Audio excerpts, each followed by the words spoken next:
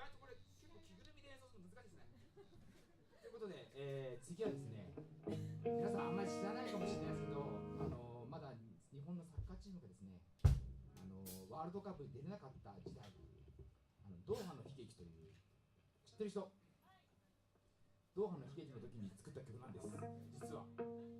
1点1分1秒という最後まで気を許しちゃいけないよっていう曲です。だいぶ昔ですけども、まあ今日久しぶりにやろうかなということでやることにしました。よろしくお願いします。では1点1分1秒。本当に横向けないんだ。本当に横向けないんだ。たまにはこっち見てください。